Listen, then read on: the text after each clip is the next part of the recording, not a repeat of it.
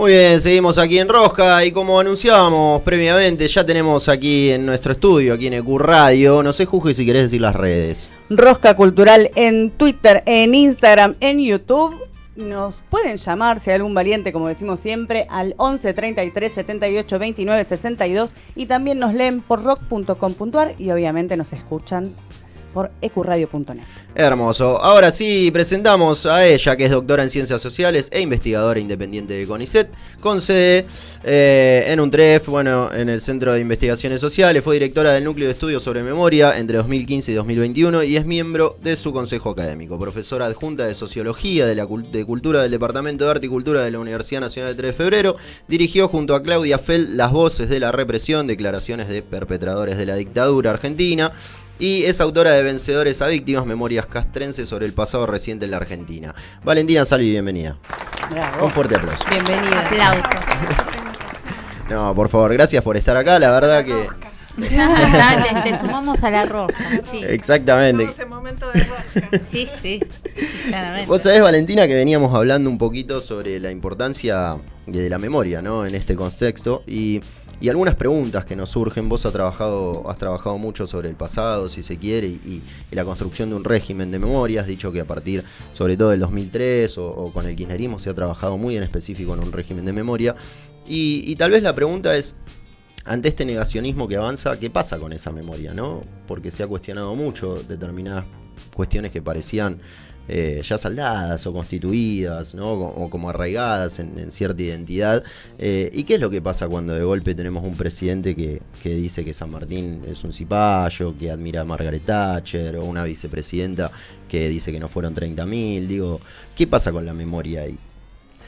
Bueno, en primer lugar hay que ir un poquito más allá de las figuras presidenciales, ¿no? Me parece que como el trabajo de la investigación social lo que hace es tratar de pensar cuáles son los contextos en que esas voces que dicen esas cosas pueden hacer sentido para cada vez más gente, digamos. Eso es...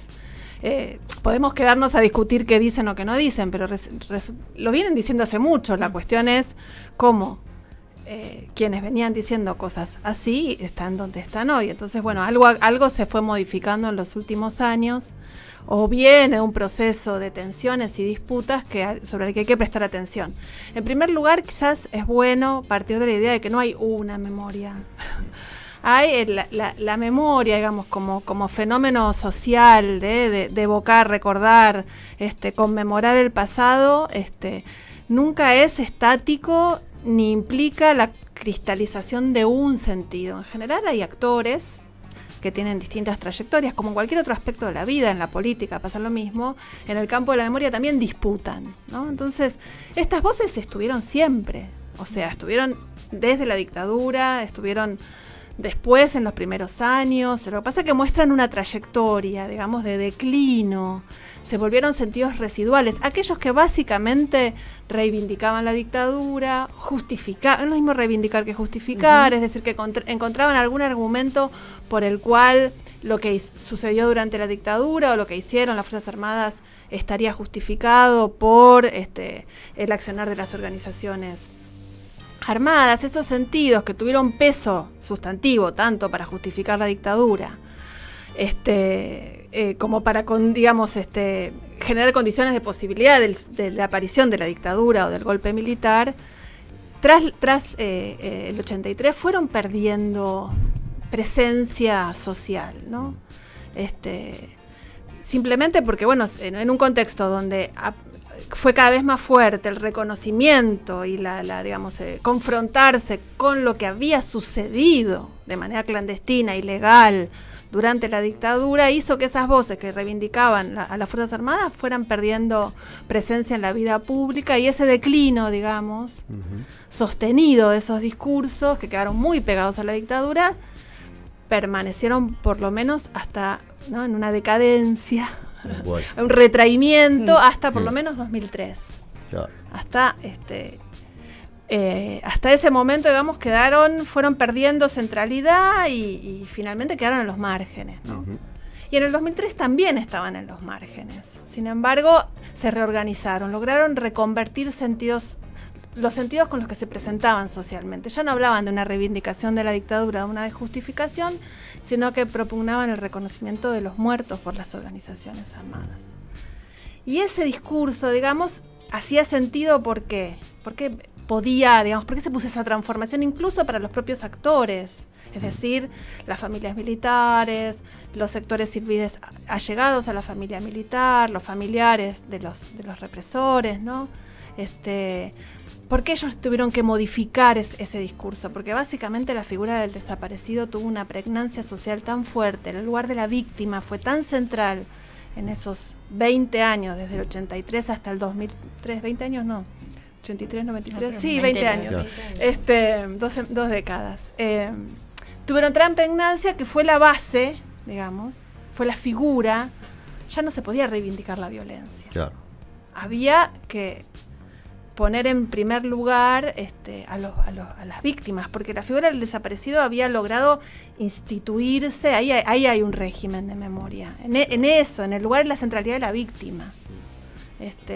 Que otras víctimas también fueron muy centrales durante esos años, y la figura de la víctima, es decir, aparece como una especie de gran figura incuestionable, ¿no? Que se la inocentiza, que se la despolitiza, que se la corre de las disputas políticas, se las pone en un lugar, bueno, es un mecanismo social, y hace que al mismo tiempo estas figuras que en general, o estos grupos que en general venían reivindicando la dictadura, hacen un giro, ¿no? Un pequeño giro, y se apoyan en la figura de la víctima como una... Entonces, y tienen sus muertos, y tienen sus víctimas, y esas ganan ganan terreno por sobre otras figuras, es decir, sobre los generales del proceso, sobre los combatientes en la lucha contra la subversión, es decir, otras figuras que sí se reivindicaban en los 80, en los 70, ¿no? Claro. Pero en esto que mencionás, que es sumamente interesante, y digo, pienso en voz alta, pero y por ahí me podés corregir, pero entiendo que también esta construcción de memoria, que a partir del 2003 fue tan importante, digo, el hecho de haber bajado ciertos cuadros, el hecho de haber formalizado ciertas instituciones, implican, si se quiere, una forma de mirar para adelante, ¿no? Más allá y de trabajar en base a ese pasado. Y recién dijiste 20 años, y la verdad que es muy poco tiempo como para otra vez estar ante un retroceso, ¿no? Como en donde justamente se hizo un trabajo tan amplio tal vez para erradicar esa violencia o ese sentido de violencia, que digo, desde tu perspectiva, digo, ¿se falló en algo? ¿Hubo algo que no se pudo ver? ¿Cómo se logra volver a un discurso tan rápido que con el que se combatió tanto y de tantas formas, ¿no?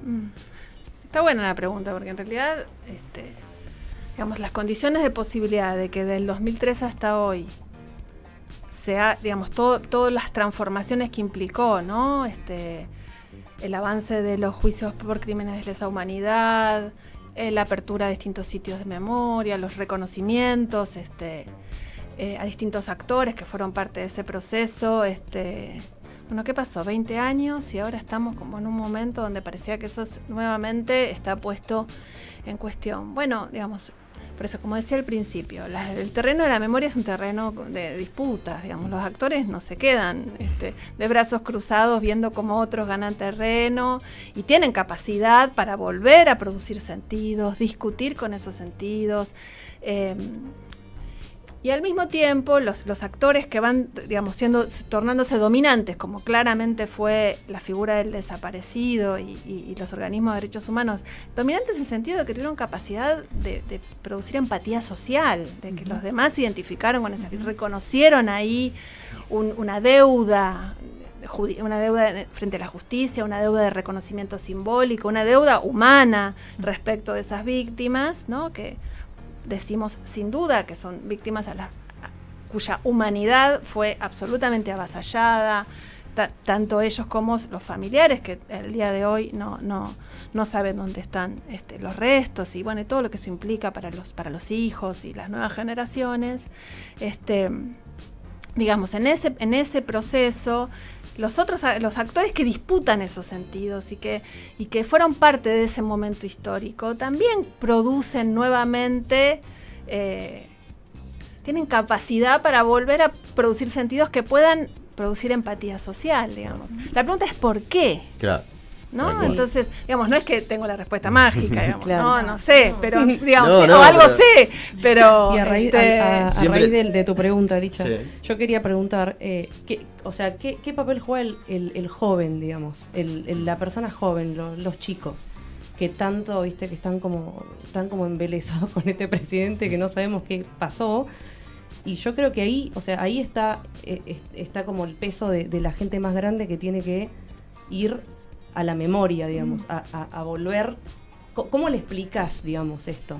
Porque hay muchos chicos que no saben, no saben porque no le vieron. O sea, yo nací en el 83, nací con la democracia, pero también hubo un punto principal en mis viejos que me explicaban.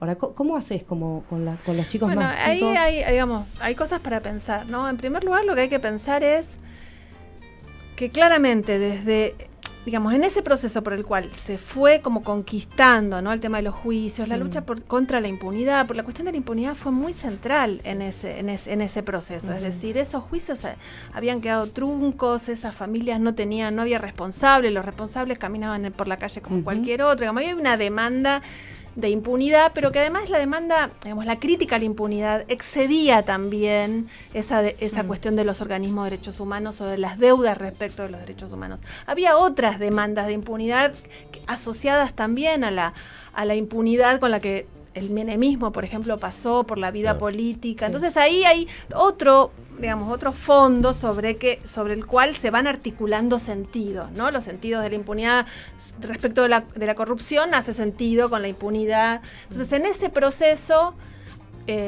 un actor central sin duda fueron las administraciones kirchneristas, porque viabilizaron, digamos, eso, pusieron, digamos, como elemento político esta cuestión, pero también eso después quedó, digamos, en algún punto en un territorio de fuerte polarización política, digamos, ¿no? La lucha kirchnerismo-antikirchnerismo, la cuestión que sobre todo el 2008 es un punto de inflexión, claro. El conflicto con el campo. Entonces, como que se disipó. No, ahí, digamos, no se concentró. Esa disputa, claro, que es de orden político, se fue llevando a la grieta, para decirlo de una manera, fue metiendo en la grieta cada vez más aspectos de la vida social que podrían haber quedado por fuera. Claro. Y podrían haber sido, digamos, y ahí, digamos, no es que hay un bueno y un malo, simplemente es una relación de fuerzas, es un contexto de producción histórico donde el kirchnerismo, si por un lado fue un actor central en ese proceso, por otro lado también generó sus propias contradicciones. Claro. En el sentido en que, justamente, entonces ahí vos decís, bueno, mi vieja me contó, como pudiendo ponerse por encima de esa grieta o quizás incluso articulando algunas cosas de la identidad propia del kirchnerismo y de los militantes kirchneristas, pero dejaba por fuera a todos los que no compartían ese universo. Entonces, y al mismo tiempo esos que no compartían el universo se ponían afuera porque era la manera de establecer su disputa de orden político con esos actores. Entonces, en la grieta fue cayendo, digamos, algo que nos hubiera gustado que no hubiera caído en la grieta. Claro. Y cayó en la grieta. Y ahora, ahora lo que hay es que claramente los jóvenes, más jóvenes, que quizás y algo también sustantivo que me parece que está pasando y que es la crítica no solo a las políticas kirchneristas que vienen de mano de las nuevas fuerzas de derecha, también son críticas al Estado, críticas a la educación, y ahí también cae la manera en que han aprendido estos temas en la escuela. Sí, también pensaba como, esto que justo mencionaba Licha en relación a lo que vos escribís sobre esa performatividad de los gobiernos kirchneristas de establecer estrategias para disputar ese poder político y qué consecuencias tiene eso ahora, ¿no? Como en una situación en donde las instituciones están muy horadadas, entonces es como que quizás eso que para nosotros que lo vimos en la tele viendo a Néstor bajando el cuadro, deja de tener tanto sentido que yo le muestre a un pibe de 15 años, digo, no, pero mirá lo que hizo Néstor. Claro. O sea, Pero es que es interesante eso que decís, Mari, porque lo que pienso y digo, justamente vos tratás mucho de Vencedores a Víctimas este cambio de régimen de memoria, ¿no? Y automáticamente, y vos lo nombrabas también, pienso, por ejemplo, en el nazismo y en Alemania, ¿no? Hace poco salió una noticia muy reciente de que alguien en el público hizo la señal y automáticamente el tenista frenó el partido y pidió sacarlo, ¿no? Entonces, digo, ¿cómo es posible? O tal vez, no sé si sería exactamente cómo es posible, pero creo yo que en esta construcción de memoria, como decía antes, hay algo de una construcción. Y acá, evidentemente, en esa construcción, no quiero decir que hemos fallado, pero de alguna forma no logramos solidificar de esa forma, como tal vez en este caso, y nombrando a Alemania, lo ha logrado. Digo, que a partir de un proceso terrible y macabro, ha logrado, si se quiere, construir un consenso, ¿no? Digo, y esta grieta que vos mencionás, de alguna forma, como que evitó ese consenso, ¿no? Como que tiró la discusión como, bueno, vos sos azul, yo soy verde, o vos sos rojo, yo soy... y eso es bastante trágico, digo, desde tu perspectiva, digamos, ¿no? ¿Cómo construimos una memoria que avance? Más allá de que haya posiciones... Sí, mira, una cuestión en relación a Alemania no es tan ideal tampoco. Vos sabés que hay un avance de la derecha. Hay un avance, es cierto. Extrema también. Sí, como en toda Europa, ¿no? Con algunas reivindicaciones, algunas relecturas, para decirlo así, del pasado. O sea, este pedido de que haya algo que funcione como un garante de la presencia de sentidos y que esos sentidos no se vean amenazados, y es salirse de la política, salirse de la vida social, no hay. Es una utopía. No hay, o sea, o es la muerte de los cementerios, no sé, pero no hay, digamos. Simplemente, digamos, yo entiendo tu pregunta, porque tiene que ver con la idea de que cuál es ese lugar donde nos podemos reconocer como sociedad y sostiene una idea de unidad. Lo que pasa es que, bueno, eso es una ilusión que funciona un tiempo. Claro. ¿No? Claro. Pues funciona un tiempo y bueno, produce lazo, produce proyecto, produce y al mismo tiempo, bueno, digámoslo, hay algo sobre lo que desde el 2003 hasta ahora había algunos sentidos sobre los que no se habló. Eso es interesante. Ese es otro tema. Las memorias sociales, digamos, si hay algunos temas sobre los que no se puede hablar, son como silencios sobre los que no se habla, y esos silencios sin duda fueron las víctimas de las organizaciones armadas. Por algún lugar van a salir, y salieron, digamos. Hubiera sido interesante que se hubiera podido decir algo al respecto. Claro. Pero bueno, eso no es algo que uno diga, ay, sí, sería bueno que, porque la vida política no funciona en esos términos. Funciona quiénes son los actores que traen esos sentidos, para qué, de qué manera. Bueno, entonces ahí hay una cuestión, quizás sea el momento para quienes se interesan por estos temas, quienes reivindican estas cuestiones, bueno, pueden empezar a hablar de eso, para que eso no aparezca como aparece ahora, como algo que viene de afuera, ¿de qué me estás hablando? No, bueno, eso fue parte de la historia, hay que poder hablar sobre eso, poder producir sentidos en relación a eso,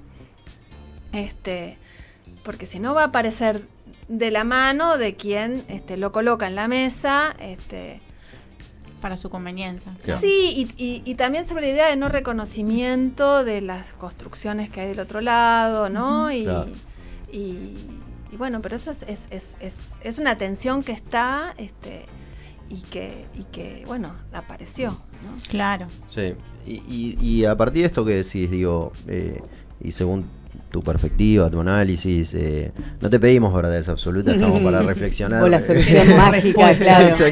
Pero digo, ¿es importante la institucionalización de la memoria? ¿Es materia de un Estado construir memoria? ¿Es necesario? Sí, por supuesto. Además, el Estado es la institución, digamos, central, digamos, que produce valores colectivos, sin duda, digamos, los juicios son una cuestión fundamental, ¿no? los crímenes, los juicios por crímenes de lesa humanidad. Es decir, que son juicios que, digamos, responden frente a crímenes que no son prescriptibles, ¿no? Y que sobre los que hay que dar una respuesta, porque, digamos, sin duda, y el Estado es central, y es el central Estado también en cuanto a su capacidad para proteger las pruebas, las evidencias, también, digamos, el reconocimiento de los sitios de memoria, digamos, la preservación de eso para las futuras generaciones, sin duda, pero no alcanza. Claro. En términos, o sea, eso no va a resolver todo, como, bueno, llegamos hasta acá, lo mismo en Alemania, ¿no? Bueno, claro. Es así, digamos, hay que volver a poner sobre la mesa las discusiones, discutir y poner blanco sobre negro. La cuestión es que, bueno, que al mismo tiempo la disputa respecto del pasado está totalmente atravesada por las disputas en el presente. Claro. Eso no es que estamos, digamos, evaluando el pasado como sujetos absolutamente neutrales, no, atravesados por las disputas del presente, y los actores que disputan hoy con mucha efervescencia ese pasado, también en esas disputas van ganando terreno respecto del contexto actual. Tal cual. Entonces, bueno, eso es algo que está y está sucediendo. Tristemente está sucediendo. Tristemente. Y pienso como yendo todavía más allá, ¿no? Más allá del proceso y de la dictadura, digo, hay un discurso, si se quiere, que ya pone hasta en duda o en jaque como nuestra memoria histórica, ¿no? Como una memoria ya más arraigada, digo, es lo que te dan en los libros de Santillán que arrancás en el primario, ¿no? Y ahí Alberdi aparece ahí como... Aparece Alberdi, nadie ¿no? lo Se conoce, cuestionan además, ciertos próceres. Y ahí ya pasa algo, si se quiere, que tiene, o yo lo relaciono automáticamente con la identidad de una nación, con la soberanía que implica tener ciertos próceres, ¿no? Soberanía, si se quiere, de pensamiento, ¿no? Y ahí, ¿cuál es el trabajo que hay que hacer, Valentina? Porque yo lo que me pregunto siempre, constantemente, es ¿cómo hacemos? ¿Cuál es el trabajo que hay que hacer? ¿Cuál sería el camino? Porque claro. Recién nombraste los sitios de memoria, yo en lo personal estoy muy de acuerdo, ¿no? Con estos espacios y con las diferentes modalidades que hay, si se quiere, de representar o de generar cierto vínculo con la memoria, pero como bien decíamos recién, parece que no es suficiente, es como si hubiese que encontrar otros mecanismos, ¿no? Y lo que está pasando hoy, desde mi perspectiva, a veces me angustia un poco, a veces lo noto como bueno, pero te llena de nafta para luchar más, pero siento como que no encuentro las herramientas a veces, ¿no? Sí, bueno, o sea, la memoria hay que pensarla como un trabajo. ¿Por qué? Porque es una acción humana. La memoria no es algo que nos viene, digamos. Está bien, hay una dimensión de la memoria más freudiana que dice, bueno, aquellos recuerdos que vienen se presentan. Pero la memoria en términos sociales es una tarea, es un trabajo. Es decir, es una acción humana como cualquier otra acción que hacemos. Claro. Es decir, los actores y las actrices en el campo de la memoria van, digamos, a producir sentidos, y es un trabajo. Bueno, en ese trabajo hay una larga historia. Si querés pensar sobre las memorias de la dictadura, hay 40 años de historias de esos trabajos, hay un montón de cosas hechas, no es que no sirven, estamos en un momento donde eso no alcanzó, al menos, o está cuestionado, o está en crisis, o está tambaleando, no está todo dicho, pero ahí hay un gran trabajo, y el trabajo sigue para adelante. Digamos, las nuevas generaciones tienen que pensar nuevos territorios, nuevas estrategias para poder repensar y disputar eso, ¿no? Digamos, no es que hay una receta, ni hay una... Digamos, de hecho, hemos pasado los últimos 10 años pensando en pedagogías de la memoria. Bueno, quizás no han sido esas las maneras más, digamos, con mejores resultados, ¿no? Pero al mismo tiempo, bueno, está la disputa sobre los 30.000. Bueno, eso también es una cuestión, ¿no? Porque al mismo tiempo que la frase de 30.000 es una frase identitaria para los grupos, para los organismos de derechos humanos, es decir, es un elemento identitario, hace a su propia identidad, tiene un peso simbólico sustantivo. Cuando la corres y la llevas a otro territorio, sí, obvio, en la escuela no puedo... si un alumno dice, pero no fueron 30.000, y no fueron 30.000, podemos hablar de eso en la escuela. Claro, bueno. En la escuela es un lugar donde parece, se puede explicar al mismo tiempo el carácter simbólico, identitario, el origen de esa frase, cómo apareció, qué rol tuvo. Y al mismo tiempo decir, sí, no fueron 30.000, pero ¿por qué no fueron 30.000? ¿Por qué? Porque las madres mintieron. Que es el discurso que más... No, bueno, hay que mostrar, explicar por qué no sabemos, por qué hay una frase, por qué siempre hay un número redondo. Pero eso en la escuela se tiene que poder hablar. Claro, en la escuela o en los sitios, ¿no? Cuando van los chicos en las visitas, ¿no? Decir, bueno, no, fueron 30.000. Y bueno, a mí me parece que hay que poder discutir esas cosas, poder mostrar la multiplicidad de sentidos, las complejidades que hay. Eso en la escuela se puede hacer. Claro, justo, bueno, pensaba un poco, la semana pasada estuvo acá Marcela País Andrade y hablaba en relación a la incomodidad que nos genera este presente en varios aspectos, y creo que lo que nos sucede con el cuestionamiento de los 30.000 es justamente incomodidad, o sea, hay una incomodidad por querer... Bueno, recién lo de las víctimas, ¿no? De las organizaciones. Sí. Hay como algo que tal vez, y pensando en ciertas fallas o ciertas, digo, es muy interesante lo que planteas, porque tal vez pareciera como que también generamos que ese lugar para que ellos se expresen, digamos... Pasa que toda memoria es olvido también. Claro. Sí, también estamos queremos recordar no para poder olvidar. No hay un lugar transparente, lleno de garantías, donde todo esté resuelto. No, bueno, las memorias son olvidos, todas las memorias se construyen produciendo la verdad, que es una verdad, no es la verdad. Sin embargo, eso no quiere decir que neguemos la existencia de los desaparecidos, ¿no? O sea, lo que hay que poder es cuáles son los sentidos con los que se van construyendo esas cosas, cómo esas verdades pueden, digamos, las madres logran, o sea, los organismos de derechos humanos logran producir empatía con la figura del desaparecido. Para mí es fundamental el programa que sale en Canal 13 en junio del 84, que es el programa del Nunca Más, antes de que saliera el informe del Nunca Más, donde por primera vez en la televisión, con un rating altísimo, hablan las madres y las abuelas y hablan de sus hijos.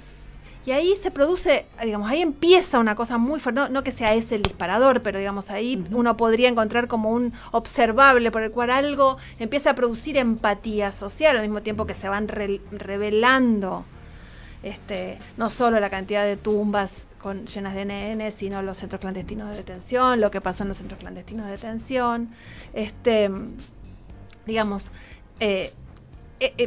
las madres, digamos, y también el juicio a las juntas logran, digamos, producir una empatía respecto de los desaparecidos en la medida en que también obliteran, ocultan, porque no quedaba otra en ese contexto, que habían sido parte de organizaciones armadas, porque todavía era muy fuerte el discurso antisubversivo. Entonces, si decían que eran entonces se ve muy claro en la película. Claro, sí. Si todavía se presentaba algún elemento que implicara alguna sospecha respecto de su participación en organizaciones armadas, no producía empatía a la víctima, como si la víctima, digamos, haber sido combatiente le restaba su condición de víctima. Pero eso fue un proceso social muy complejo, muy complejo. Recién en la década del 90 y finalmente en los 2000 se produce, digamos, hay una presencia social más clara de la condición de militantes de los desaparecidos, pero al mismo tiempo eso genera su propia contradicción, que es ahora su acusación como terroristas. Entonces, bueno, esto no termina, digamos, es una cuestión donde los actores van produciendo sentidos, esos sentidos van a ser rebatidos y discutidos por otros actores, teniendo en claro que, sin embargo, eso no nos sustrae de nuestras obligaciones éticas respecto del valor de la vida. ¿No? Esto es cuál es el horizonte o la base sobre la cual esas disputas pueden tener lugar, ¿no? Tal cual. Y Valentina, para ir cerrando, digo, en lo personal, a vos, ¿cómo ves este gobierno de acá a futuro? ¿Qué te genera? Incertidumbre, angustia, miedo, conmoción.